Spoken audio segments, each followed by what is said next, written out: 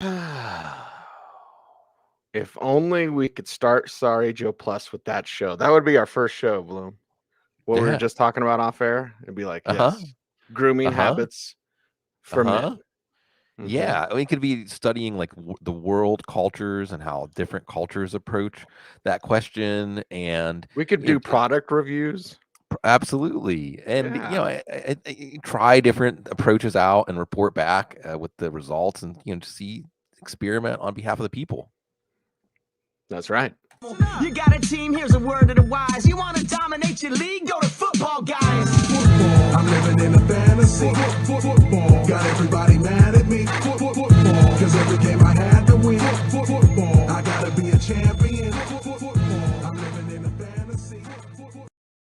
Oh boy, do we have some things to talk about with you today here on the Week 13 Waiver Wire Show. It's Cecil Lammey, it's Sigmund Bloom, it's changes in the air, Bloom. But as we get the fantasy playoffs approaching, you know what that means. It's time to go over our injured quarterbacks, and that means might as well bring this guy back, right? Every day.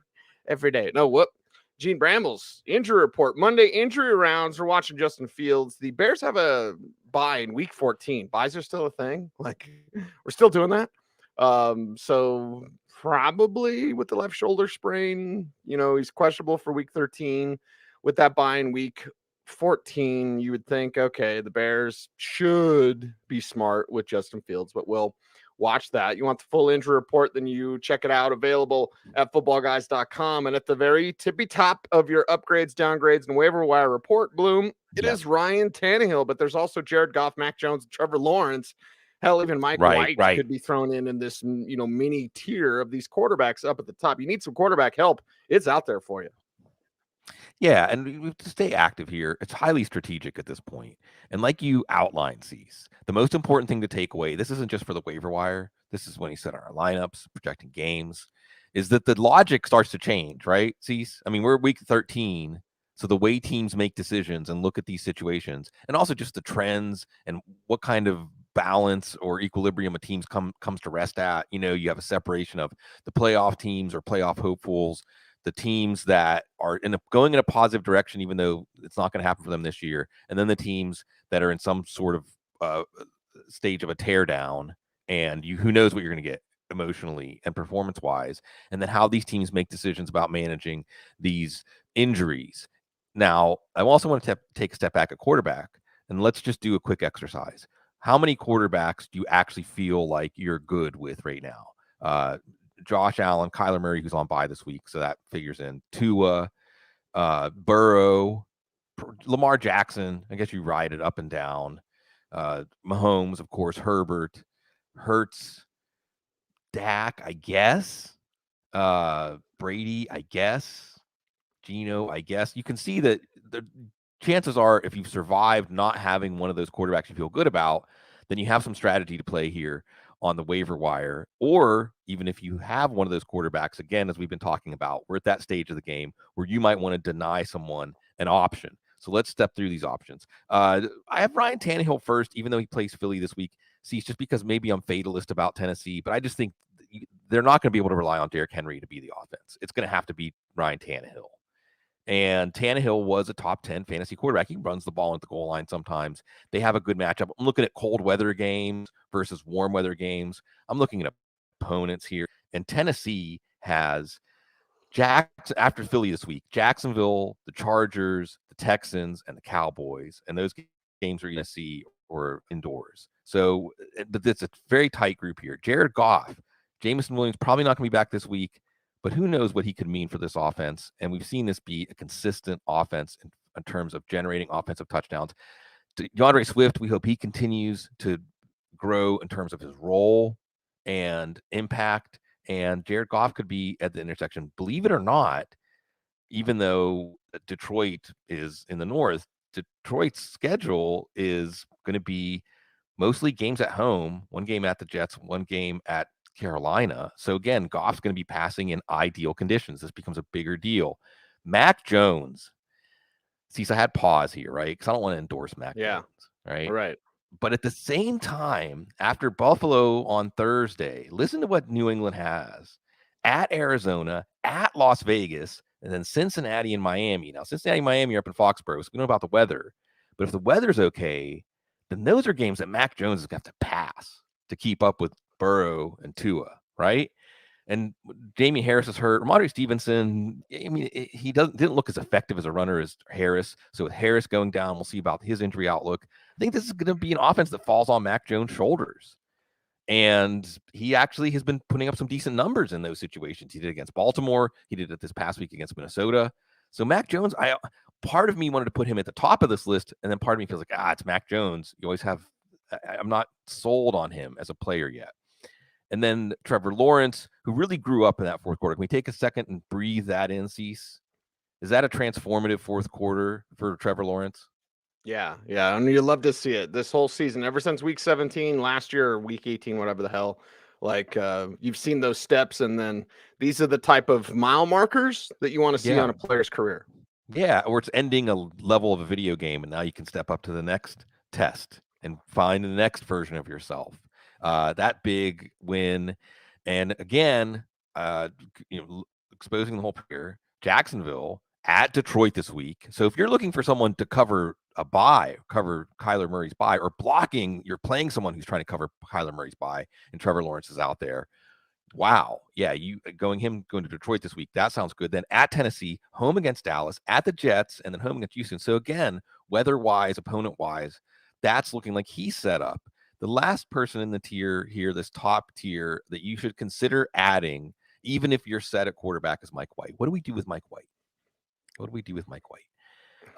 We've seen it, Cease. We saw a 400-yard, 3-touchdown game from him last year, but then we saw him. We saw the wheels fall off. Yeah, and this was the Bears. The Bears lost. I mean, Eddie Jackson. In addition, they lost their two best front seven players to trades. Now Eddie Jackson's out. Everything, that's one of those keystones of the secondary. So is Mike White in this Jets offense back, or was it just a good game to get started on? Now it's Minnesota this week, which isn't that imposing defense-wise. And like I mentioned earlier, they still have Detroit left on the schedule. There's Buffalo left on the schedule, Jacksonville, at Seattle. We just saw Seattle's offense get lit up. So I don't know what to make of Mike White. Again, there's an argument that Mike White should be the top pickup at quarterback this week, right? There's an argument that if you pick him up, you're wasting your money. But I think that these 5 quarterbacks, you got to make sure they're rostered, even if you don't need them. Quarterback injury is going to happen.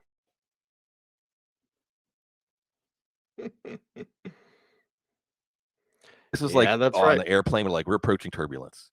Keep your seatbelt on. This is very topical with my internet also approaching turbulence, right? Yeah, so I thought that's what you're talking about, Bloom, because it blanked out for a second. So I was like, is he talking about his internet, or are we talking about fantasy football?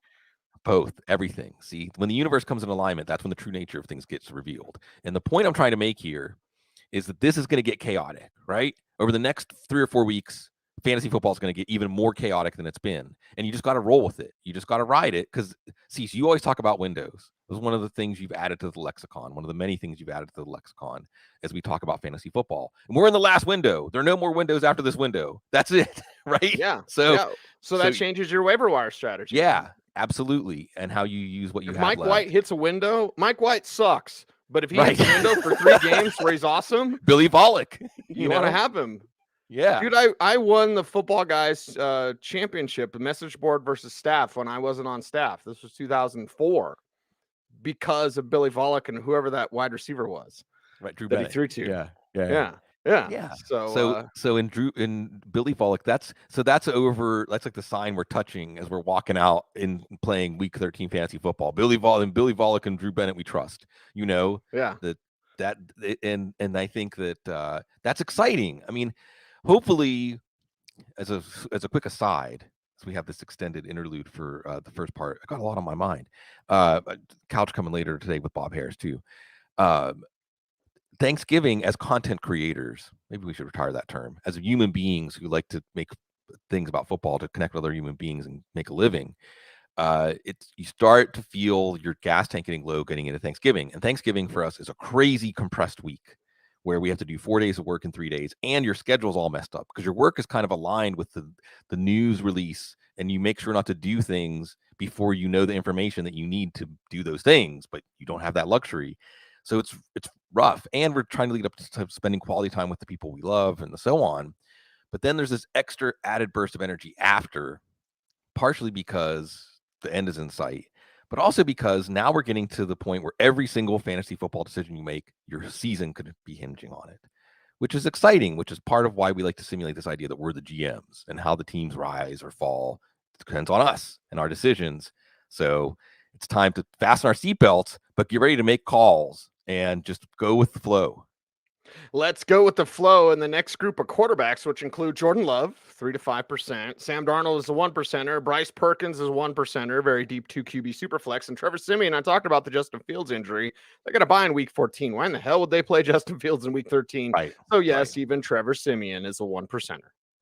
Yeah, we got to be thorough here. So Jordan Love is interesting. Sad again. We've been talking about this, Cecil. Like, we're getting ready to potentially write the funeral for the Aaron Rodgers Packers. And now that Rodgers has got internal injuries, maybe this is where, because isn't it clear that Rodgers is the one that's to make the call, right? Mm-hmm. I mean, if he wants to play, he's going to play. But who knows where he's at? Jordan Love, hit Christian Watson on that slant. I mean, Jordan Love didn't look bad like he did previously. We'll see. There could be something there. Sam Darnold, I don't think there's much there, and he's on bye. But again, we're just being thorough. Maybe he could. He was a fantasy relevant quarterback for the first month of the year last year. There's your window, Cease. And Bryce Perkins, it was rough. I was hoping that maybe Bryce Perkins was going to surprise us, but he doesn't have anything to play with out there either. So maybe he can get another shot with a fuller deck of cards. Trevor Siemian. For a second there, it looked like Trevor Siemian was going to revive the Bears pass offense the way Mike White revived the Jets. No, it was just a few flukes. And then he went back to being Trevor Siemian. Yeah, that's what happens. What happens is we go back to the Monday injury rounds with our dear friend, Dr. Gene Bramall, and we check out his report. You want to check out his full report. It's available at footballguys.com. And as we move to the running back position, well, there's quite a few that we're watching. Travis Etienne, it seems like we got some good news. A minor foot injury, and he was cleared to return to the game, but the Jaguars chose to hold him out. So kind of a scary moment when we talked about in the recap show, Bloom, but a moment where, okay, now I guess we don't have to talk about Jacksonville backups, or maybe we do. So let's get to it. In the running back position, of course, it is upgrades, downgrades, and waiver wire report. There's the Gus Bus, 10 to 20%. Yeah. Ty Johnson, 10 to 20%. Zonovan Knight, best name ever, 10 to 20%. Yes, even Latavius Murray, more Murray on the way, 10 to 20% for him as well. Yeah, and again, chaos, 10 to 20% should denote to you, it's late in the season, right? If I'm saying, 10 to 20% of the original budget, now that might reflect that most of us don't have a lot left, but I'm not saying empty the wallet here, because 50+% still means empty the wallet. So we're not even close with these running backs to empty the wallet. There's not a lot of help coming, probably. But again, Cease, it gets to be chaotic, right? So we're getting all this drip of news, right? Najee Harris has an abdomen issue. Josh Jacobs has a calf issue. Travis Etienne has a foot issue, but it's okay. And a lot of these running backs have been on the injury report. Derrick Henry's been on the injury report, right? And again, this is why around week 10, week 11, we start hammering that your bench should be filled up with these backup running backs. Now, when we look back, one, maybe zero, maybe more than one of these items, we're going to say, oh man, if you acted on that and you got Zamir White, or you acted on that and you got Benny Snell, and you acted on that and you got Jermichael Hasty, that made all the difference. But we don't know who it's going to be. And we don't know which of these things are meaningful and which of these things are blips, but there's more and more because we're deeper in the season, and running back is a brutal position. So let's get to it. Gus Edwards. I mean, look, Gus Edwards is effective in the role the Ravens are asking, which is just run real hard downhill, just poof, poof, body blows. And he gets a touchdown. He had 2 touchdowns earlier this year. There's uncertainty here. Dobbins might be back, by the way, this week. Exactly. And we're going to get to Dobbins, right? So, I mean, Cecil, you almost want to just take all the waiver wire running backs this week and just put them in one big mass. And I don't really have good leans here. So let's just talk about it in terms of situations, because I do have Edwards over Dobbins just because Edwards is healthier. And with Dobbins, you just don't know how he's going to respond coming off of that second knee. But Dobbins is so good, he shouldn't be on the waiver wire, right? Like, right. He could be the guy. It could be Dobbins. It could be just that Dobbins, after this got cleaned up and whatever it was, maybe that was slowing him down earlier, now he feels like ready to go. Because remember, all these running backs that are getting increased roles now are fresh against tired defenses. So you never know. And the Ravens offense, unfortunately, I feel like is the limiting factor. The Jets offense with Mike White could be a multiplier, right? This is a potent offense. And Mike White likes to throw to the running backs. So you have Zonovan Knight, who was playing ahead of Ty Johnson. But then you have Ty Johnson, who, when he got in later in the game, looked really impressive. And then there's James Robinson. I'm not even going to mention James Robinson. He was a healthy scratch. Like, why am I going to tell you to pick up somebody, as much as we love and respect James Robinson, that was a healthy scratch over running backs who played and looked good? But maybe it's James Robinson, Cease. Maybe next week we're talking about James Robinson on the waiver wire. Be ready for the chaos. What do we know about that system? Because it's Mike LaFleur. So let's step through this, right? Why would Elijah Mitchell get more work than Trey Sermon? Because they drafted Trey Sermon because it works in that system. Like, what's working? So your natural instinct, and we love James Robinson. We love his story. We love him as a guy. But that staff, that mindset for that wide zone system is like, can you do this? You can do it. You're playing. Knight already proved that, and Johnson knows how to do that. Yeah, and by the way, just Bracing Chaos too. We're in waves, so we got windows, and we got waves. Because look at this week's wave: Rashad White, Samaje Perine, Isaiah Pacheco. These are guys we were talking about on the waiver wire earlier this year.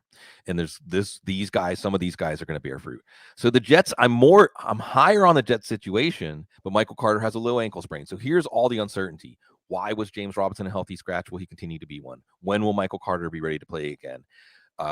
Did Ty Johnson do enough to level up with Zonovan Knight, or maybe even pass Zonovan Knight? Because it's a whole different thing when you're preparing to someone to start than you are just in the middle of a game. Although obviously Knight had impressed the team.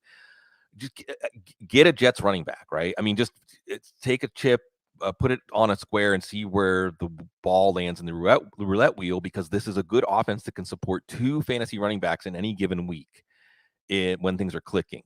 So again, chaos. Latavius Murray. Well, I don't know. See, I could just hand this one off to you and say, how does he compare against these unknown split backfields, better offenses, but not a split backfield, but a team that is sinking to the bottom of the ocean? Yeah, and it's I guess steady. It's how do you like to pick your punishment? You know what I mean? Like, basically, do you like to be surprised, or do you just like straight like, oh no, this sucks? So yeah, that's how I would describe this running back mash. It's like we're making a stew, Bloom. You know what I mean? It's just like a little gumbo, turkey gumbo. In the fridge, right? Exactly. Yeah, just throw it in there. Throw it in a crock pot. It'll come out okay. But yeah, how do you like your punishment? Because none of these guys will reward you necessarily in the way that you think, based on all these different variables. The Broncos just suck. That's their variable. Right. But we've all been in situations, in the semis or the finals of our fantasy league, where some pickup in week 12 or 13 at the end of our bench ends up saving us, or at least giving us the illusion of being able to be saved, because just the running back landmines start blowing up more frequently the deeper we get in the season, and you can feel sad at running back, and 2 weeks later be starting the last guy you picked up to fill out your bench. So you got, I'd rather have 12 to 15 touches in the Jets offense than 20 touches in the Denver offense. But 20 touches in the Denver offense, Latavius Murray is going to be the automatic guy. Like, in Latavius Murray's range of outcomes, if the Denver offense somehow wakes up, it's like a 2 or 3 touchdown game, where that isn't necessarily true for these other running backs. All right, moving on in the mess. Amir Abdullah and Zamir White. And again, I mean, this is Josh Jacobs, right? He's having a career game, as Adam Harstad pointed out, the 11th player to have 300 scrimmage yards in a game. That's what we saw. A monumental, amazing game for Josh Jacobs, but also they hope he can play. He hopes he can play. He's probably not going to practice this week. And that feels ominous, right? You can easily picture Jacobs, if he plays this week, if he plays next week, if he misses 2 weeks and comes back in 3 weeks, trying to give it a go, and the calf muscle. Like, another part of the logic here, Cease, is that these players aren't going to make decisions in their own interest, right? If you ask the player, they're going to play. Oh, yeah. Yeah. If you ask the player, they're going to play. So what's going on with the Raiders? I mean, the Raiders aren't going anywhere this year. Now, Josh Jacobs isn't under contract next year, but they certainly should try to hammer out an extension, right? Something. Tag him, maybe. I know it's $4 million more than the 5th-year option that they turned down, but he's the best thing on the team. Maybe I'm just being too simplistic here, Cease. But isn't it in Jacobs' interest? Isn't it in the team's interest to shut it down? Live to fight another day. And Zamir White looked good on his 2 runs. This team obviously can open holes. It isn't Josh Jacobs isn't Barry Sanders, Zamir White could just take over that running part of it. But Amir Abdullah had 55 yards on 6 touches and scored.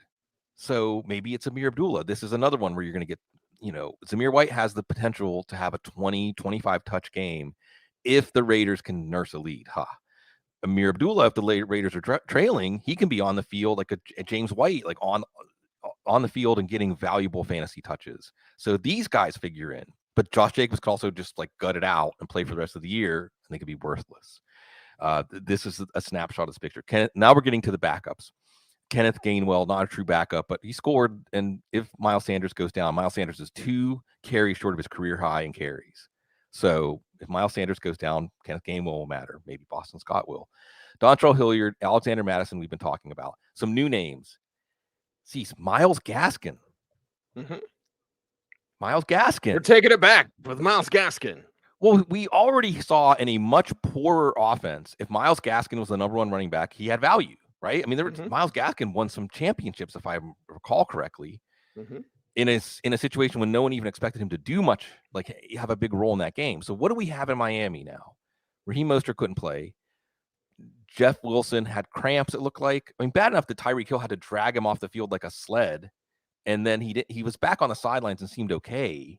But, I mean, that's still not something that makes you feel more confident. Jeff Wilson also not a player that we feel confident in staying healthy. So Myles Gaskin could be the number 1 running back in a great offense. Myles Gaskin could be a league winner. Part of me wanted to put him at the top of the list and say, this is the guy to pick up this week. It's Myles Gaskin, because he's the one that has the highest of the high end range of outcomes, right? He could be a lead back in a great offense. But again, when's Mostert going to be able to play? Could this Wilson thing just be a blip? JaMychal Hasty, the hits just keep on coming with the chaos, right? Travis Etienne, foot injury. Oh, he's fine. He could have played, actually, even though he didn't in a tight game. I mean, you could conceivably say that something's not right with his foot, and he's going to try to test it and just find it's not going to feel right again. And again, the Jacksonville Jags are not making the playoffs. Etienne is a cornerstone of their team. He's the best thing they have in their offense. Why would they risk anything with that guy? Hasty looked good as a receiver. Remember, they added Darrell Henderson. Also, we could be talking about Darrell Henderson in fantasy before this season is over. Benny Snell, you jaded as a Steelers fan. I mean, it could happen. He looked good. It's the Steelers' offensive line, Benny Snell. I got to mention, and see, I'm just running them down. Jordan Mason, because they all fit together. I mean, there's no real separation this week. No. And I mean, I have to separate them some to give you my personal recommendations. But if you're feeling Myles Gaskin, if you're feeling Jordan Mason, potential league winner, right? Oh, yeah. In his range of outcomes is a league winner. Like, did you pick up Jordan Mason could be the most important question of the rest of the fantasy football season, because Elijah Mitchell's out and Christian McCaffrey has a knee irritation. Isn't it funny the way they pick these words, right? Discomfort. Right. I think it was Harris, Najee Harris had knee discomfort, irritation. What it probably boils down to is, if you're a professional football player, you are as in touch with your body as any human being. So you can feel the physiology, whether it's working the way it normally does or not. Now, the San Francisco is a playoff team, and they gave up a lot to get Christian McCaffrey. So unless McCaffrey's really endangering his condition, they're probably going to keep playing him. This isn't like a situation like Travis Etienne or Josh Jacobs where you're saying, like, at some point it makes sense to shut him down. However, Jordan Mason looked pretty good on his touches. Now, Tyrion Davis-Price could mess this up in some way, but finally they gave the special teamer Jordan Mason the touches. He looked good. This is a great offense, obviously. So, and then rounding out just like deep league bookkeeping, some more backups: Darrington Evans, Travis Homer, Jaylen Warren, if he can get back from his hamstring. I like him better than Snell, and Ronald Jones. Yeah, Ronald Jones. Good old Ronald Jones. If Isaiah Pacheco gets hurt, he's the next guy up, and he's still a very physically gifted running back. Unless they want to give it to Melvin Gordon and he'll fumble it away. Right? So again, the headline here, as I step through these guys and I'm being thorough, is that all of these players, again, some of the last names I talked about, Jordan Mason, Ronald Jones, they're in such great offenses. They can be league winners. They can do it. Now, they also aren't anybody you're going to play this week if you need somebody, and you're not necessarily, the thing is, you're probably dropping somebody else that has those range of outcomes. But this is the test. This is the task, as my brain wanted to put those two words together, as we go down the stretch. And it's fun. And hopefully you can get back to the original genesis again of fantasy football, simulating like you're in charge. You're making the calls. Can you make the calls to make your team the champion? Mm-hmm. Can you make those calls like Andy Reid? Andy Reid must live dangerously, right? He's probably, he's probably well groomed. Let's just say that, Bloom, to our earlier conversation. Because you pick up Melvin Gordon, that's a risk, Carnal. What are you doing? You're the Chiefs. Like, what are you doing? Like, hey, but remember the Chiefs fumble the game away. Yeah, let's get him. Well, the Chiefs organization, though, is where players go to get rehabilitated, right? They go to it's like the place out on the ocean, the beach. It ain't gonna work for Melvin. Well, that's fair, and that's fair. I mean, see, as a quick aside, a Thursday night kind of conversation, you are seeing this with Zach Wilson too, where the conversation is in terms of confidence. We've been talking about this forever, right? Because we have all this fantasy football stuff, numbers, models, data, trends, algorithms, but confidence is not something that you can quantify or track with some sort of meter. And yet, who is the Eagles back? The Louisiana Tech back, Ryan Moats. Ryan Moats. Yeah. Thank you, Ryan Moats. This conversation came from his teammates who told us that. Like, guy was great. He just wasn't confident. Yeah. And confidence is that the key to everything. And we're hearing that in the Zach Wilson conversation and Melvin Gordon. But, I'm glad that Andy Reid is out there having confidence in people that might not have confidence in themselves, and at least trying to magically create that spark, that spontaneous combustion that can bring a player back. Yeah. Bring him back and see what they can do. And even though I don't like Melvin Gordon, I can say that he's a good man in terms of like responsibility, in terms of his responsibility to the media and all those sorts of things. Anytime you say this to Broncos fans, they lose their mind because it's like, he's got to suck. Like, no, actually, he's a good dude. I don't like him, but that's just me, Bloom. I'm particular about that. I'm particular about talking about wide receivers. That's right. Wide receivers are up next, which means Dr. Gene Brammel's injury report is available at footballguys.com. And let's go to the wide receiver position because there's a lot. Oh, Darnell Mooney. Makes me so sad. Darnell Mooney, left high ankle sprain, season-ending injury, season-ending surgery. Darnell Mooney, hopefully, because he's a fifth-round pick, hopefully they get him a deal. Hopefully he gets a contract and they work something out before next year, which is the final year of his rookie deal. But you want the full injury report.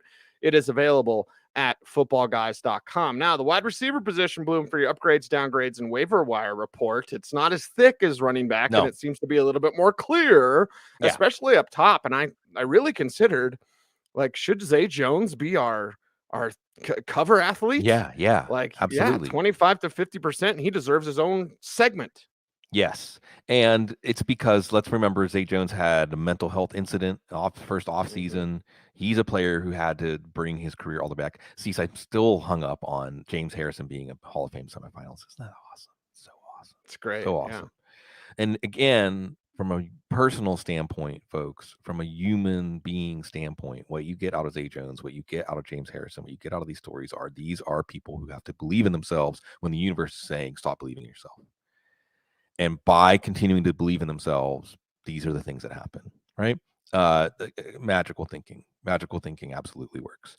And not 100% of the time, but Zay Jones, it worked not just with his career game in terms of catches and yards, but they called his number on the 2-point convergencies.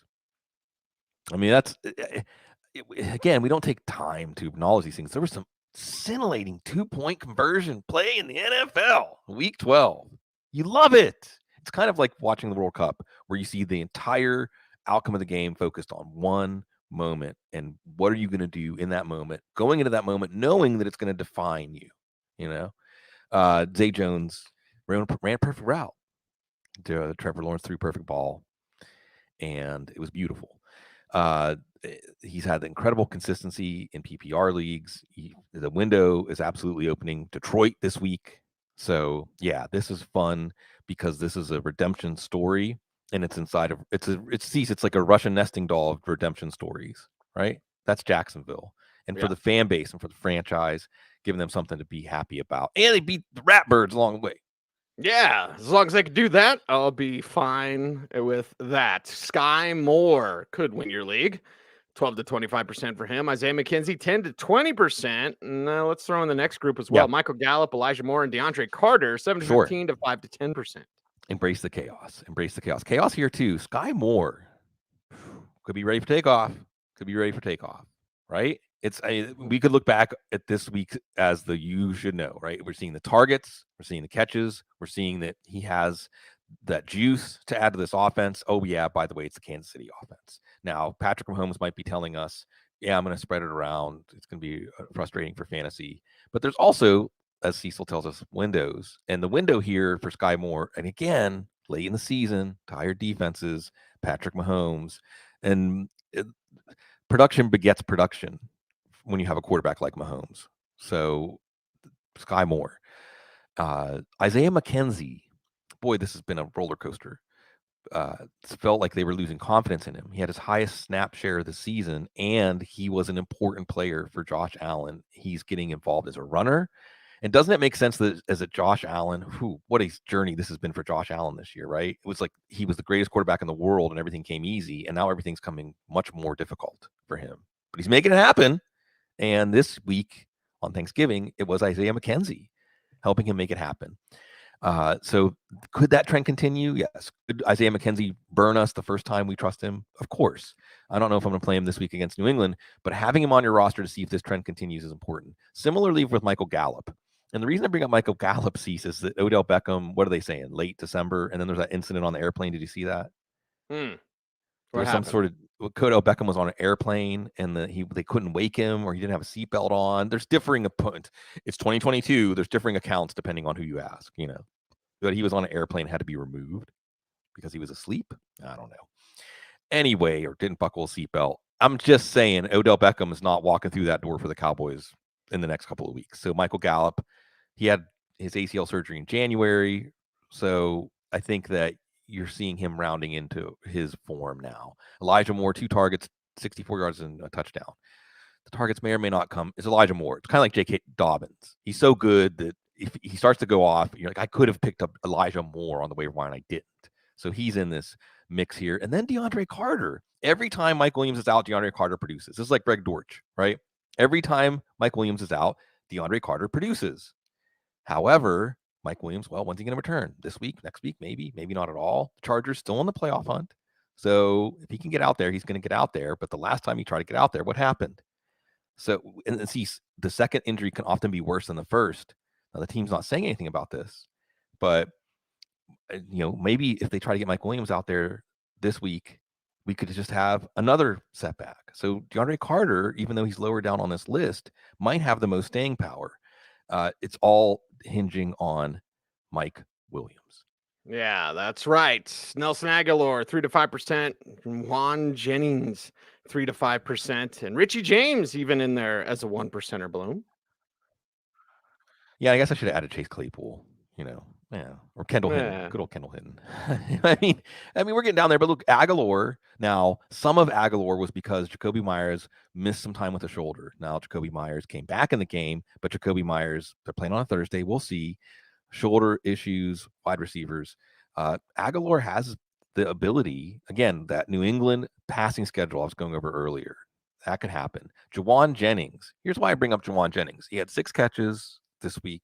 He had 4 catches 3 weeks ago. Jimmy Garoppolo obviously likes to target him.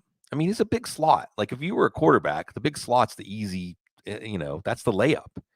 And Deebo Samuel continues to struggle with this hamstring injury.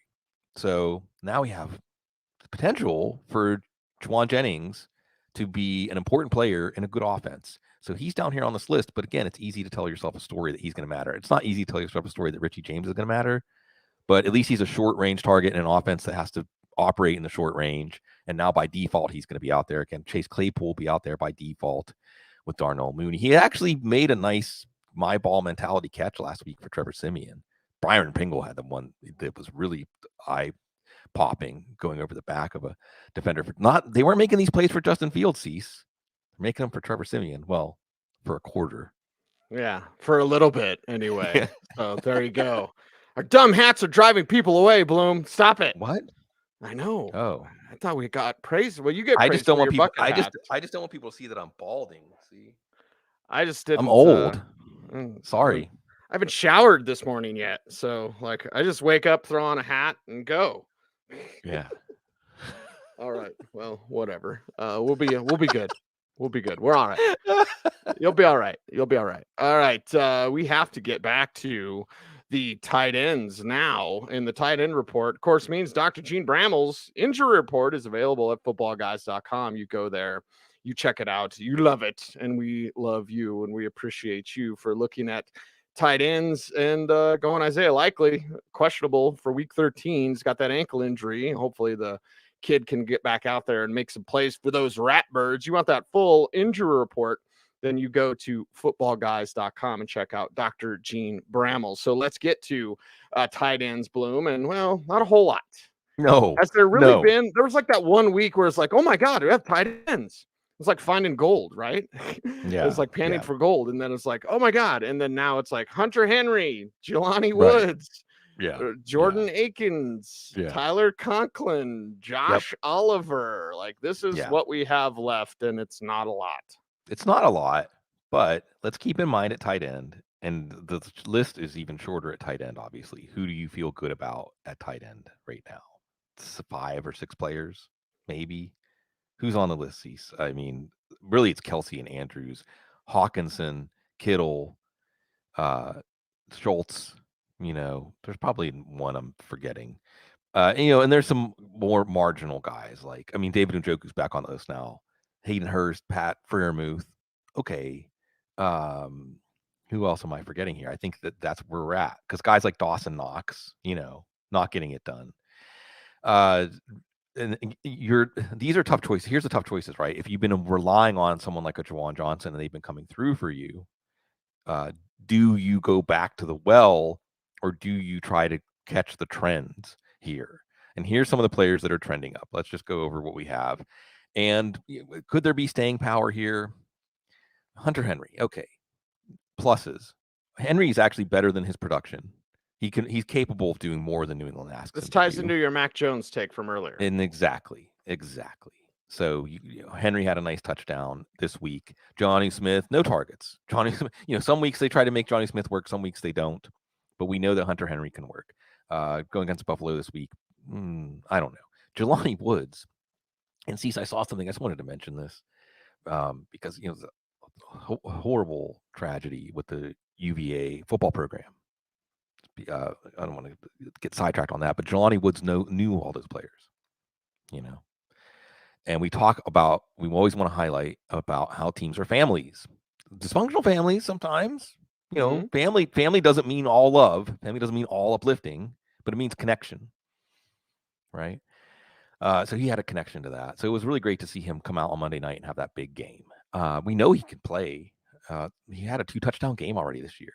So again, as a side story here, we're continuing to see the idea eroded that rookie tight ends don't matter for fantasy football, because even if it's windows, just small windows, like what Greg Dulcich had, when you have the barren desert of fantasy production that is tight end, hey, a 2 or 3 week window, especially if it coincides with the fantasy playoffs or getting to the playoffs, that can matter. Jordan Akins, believe it or not, if you look at Jordan Akins' game logs, because he wasn't even on the roster at the beginning of the season, if you look at his game logs, once he joined the team, I think he's like 4 for 9 and having fantasy relevant outcomes about 50% of the time. And he had a touchdown last week, and it was in garbage time with Kyle Allen. And isn't that going to basically be the rest of the Texans season? So sounds about right. You never know. Akins is like Sex Panther. Like 60% of the time, it works every time.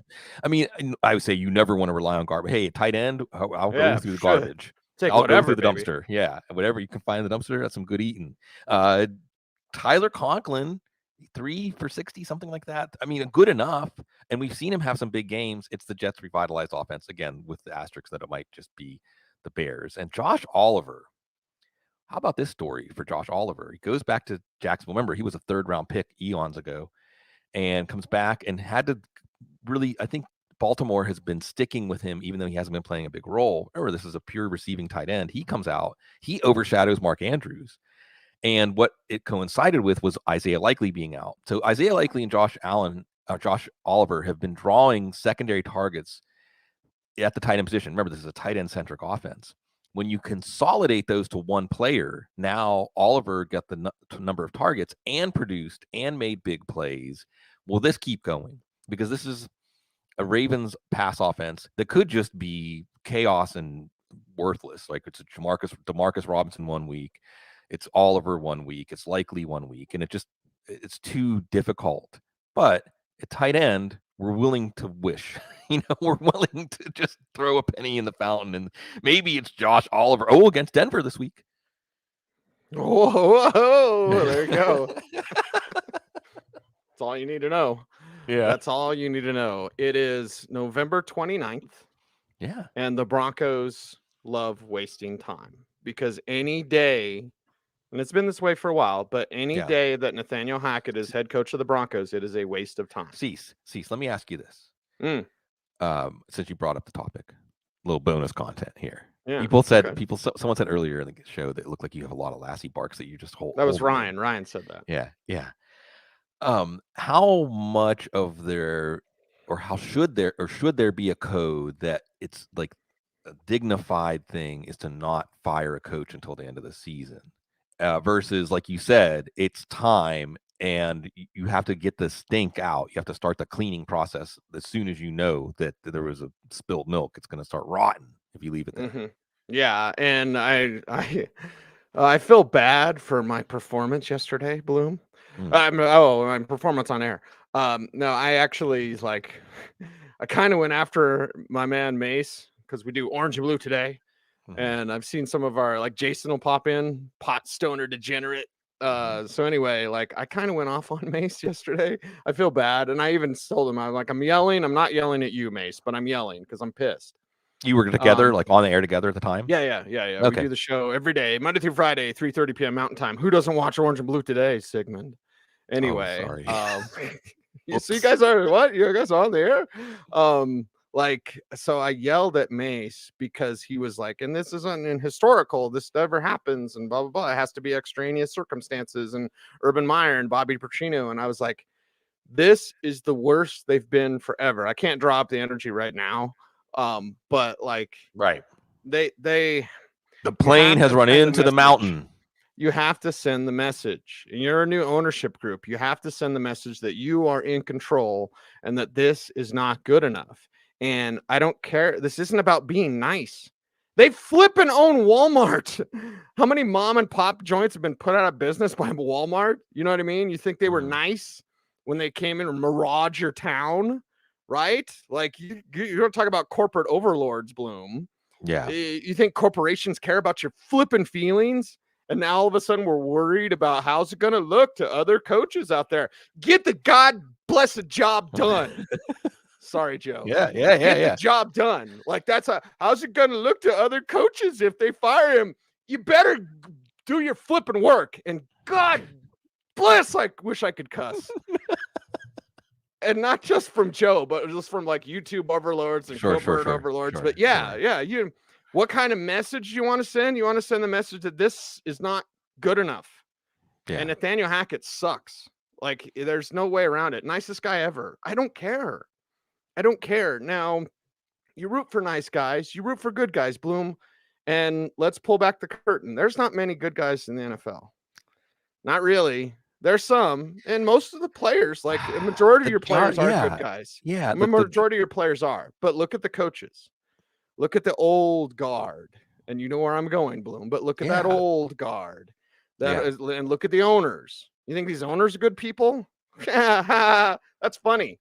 You think they actually care about what they promote? Hey, we're gonna put a little over our end. We love everybody.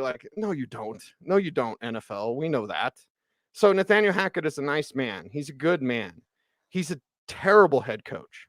And the message that you send is that we're here to do business the right way.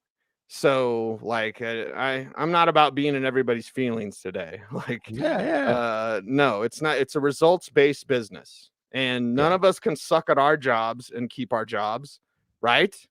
Right? Can we all suck? Is that the new rule? New rule. So what is that Bill Maher's thing? Right. New rule. Suck at your job and keep it. Like, no, he sucks. Get rid of him. Yeah. And they're not going to get rid of him until the end of the year. You're going to lose out on seeing Ejiro Evero as your interim head coach. So you're going to miss an opportunity to hire a real head coach. You have, 7 games left, right? Week 13. Don't make me do the math. 6 games, whatever. Yeah, you could have a 6-game audition for Ejiro Evero. You'd probably make a guy like Draymond Jones happy if you put Ejiro Evero as your interim head coach. Is Draymond Jones happy right now? I can't tell you for sure, but I would guess the answer is not no. It's not even hell no. It's probably sorry, Joe, no. No. So, yeah. This is great. No, this is great. Well, see, we've been talking about this on and off the air this year, that there just is value in honesty. And I think the honesty standpoint where we get, right, where the honesty standpoint from all of this is also that organizations are using different decision matrix for these decisions than just wins and losses. And that's why, and I think your comments are very well founded, or otherwise, Cease, the NFL is just professional wrestling, basically, right? If it's just about hiring your friends and being nice, and it's sad for people whose franchises they know ownership matters, right? It's much more present, I think, than any of the other 3 major sports, the fingerprints of ownership on NFL franchises. And like you said, if you want to know why, start to do the backstory of who are these people that end up being NFL owners. So this is the show we really want to do. Tune into Sorry Joe Plus and you'll get it. Diego speaks to my soul. It's like, I really don't want to do that because I can get out of hand quickly. And like I said, I do feel bad. Like I like yelled at Mace. Poor Mace, man. He's sitting there freezing his ass off. Yeah. He has to sit on a metal bench outside of the media room because he's nice. You know what I do? I go into where NFL Network records, and that's where I do stuff from. Like, and Mace is too nice for that. I'm like, man, they're not here. I'll go in there. Go in their little shotgun studio. But Mace is freezing his keister off, sitting on a cold metal bench, and I'm yelling at him because he's like, historically, this doesn't happen. And I'm like, I don't care about history. I don't care about feelings. This needs to happen. Anyway. Yeah, well, historically, a team is not this disappointing. This is going to go down as one of the most. Well, you're right, Cecil. And just to put a capper on what you're saying, this is going to go down as one of the most disappointing teams in not just NFL history, in professional sports history, in terms of the amount of anticipation. We thought it was going to transform the division, right? Right. Along with Devontae Adams, right? The amount of anticipation versus what you want to talk about a zonk, right? For the Let's Make a Deal fans out there. You want to talk about a zonk. I mean, this is the zonk of all zonks. I mean, this is like the laugh track of the entire world is playing at the Broncos right now. So I understand when you say you got to pull the plug, and maybe Evero can make this story about something else. There's still time. There's still time. So there you go. I hate to make it a Broncos show, but it is a Broncos show. We tell them it's a disclaimer. It's right there on the package. It is. Right. So anyway, Bloom, we didn't talk about Deshaun Watson, probably just because I've been talking about him the last few weeks. Yeah, we've been talking about him for a month, but I mean, maybe there's leagues where he's still out there. Sure. And again, he fits in the mix with those other 5 quarterbacks simply because new teammates, new system, layoff from football, a lot of outdoor games after this week against Houston. I am not convinced that Deshaun Watson is going to be a difference maker, but I also don't want somebody else who needs a quarterback to find out that he will be on their roster. So it's part of that math. But we've been talking about him. So if you've been listening to the show, you already picked him up. I think last year I did that video where I was all fat and out of shape and I climbed up the hog back, right? Well, right. to do this next part. I think I will do this because I'll be out there anyway tomorrow. So maybe tune in for next week's show. But there is a certain spot. Actually, no, I'd probably get in trouble. I was like, maybe I could just yell it at him. Maybe I could go and just maybe just sit in the parking lot, right, Bloom? Right. I'll stand in one of Russell's 6 parking spots and be like, do this next part and yell it and then just have the video up. So I don't know. Maybe the Broncos will get mad. Like, stop yelling in our parking lot. We understand. Like, but I have too much tea, Bloom. I'm waiting for the dam to break and then I'll divulge more, but you know a little bit, but like there's so much tea. There's so much going on that sometimes you just have to let it go. And sometimes you just have to let it out. So I want everyone out there to join in with me. And we are here for you. I need you to be here for us and our funny hats. I love the way people will pop in like, you didn't answer my question immediately. I'm out. Sorry, it didn't work out.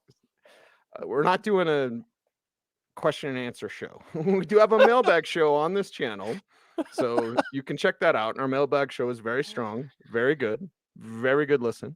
So you check that out. But and we try, okay? We're here. Why didn't you dance for me? Dance. Take off your hat. Anyway, to all the haters. Haters are just fuel, man. Haters, I'm like, come on, do it more. How do you think I got here? Anyway, join in with me, please. For the love of God, why is Nathaniel Hackett still the Broncos head coach? Say it, scream it. Cue the Chuck D. That guy flipping sucks. I really needed that. I think I messed up my camera. You did when you pounded the desk, the camera. Go watch this on YouTube if you are right now. 51-52, like 51-30. Okay, Bloom, who are your week 13 shut 'em downs? Oh, glass case of emotion. Aaron Rodgers, it hasn't been great even when he's been playing. Russell Wilson, and again, these are holds in 2 quarterback superflex leagues, but we're giving up hope here. Elijah Mitchell, man, it sucks because I love his nickname, by the way, Drano. I hope we get to use that again. That's just such a great picture of how good running backs get it done. Damian Harris probably dropping, and he was looking good last week. He was the starter. He was going to have value, and I don't know. He could be back next week. It's a Thursday game, but I just think that you want.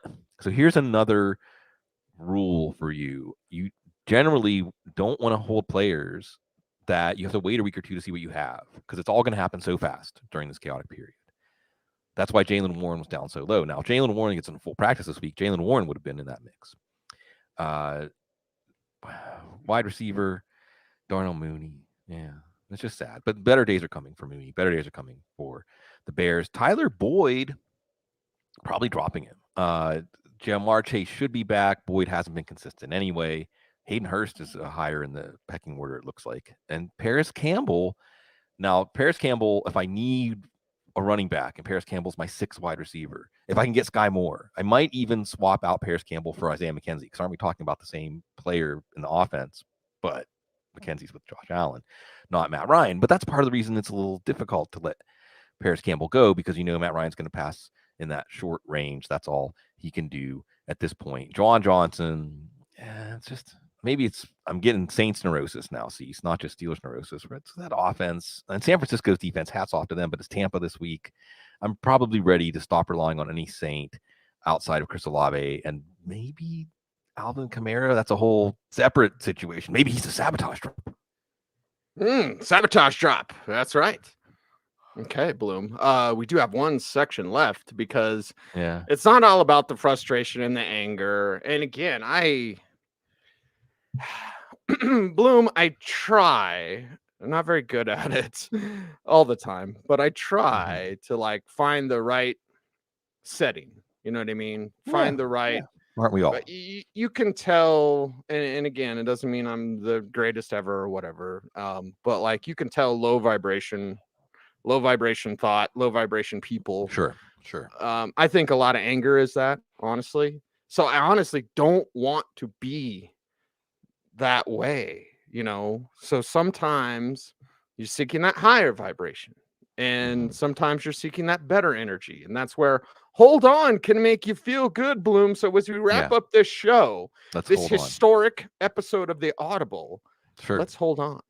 Yeah, every one is history. Every episode is historic. How are we going to hold on to? We're going to hold on to Michael Carter.